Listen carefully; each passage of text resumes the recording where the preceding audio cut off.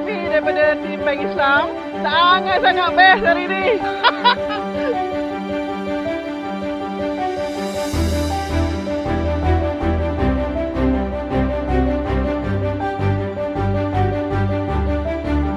Hopefully everybody had a good time, and we thank you Outzones for arranging this for us. It's such a fun thing, and hopefully we can do it again.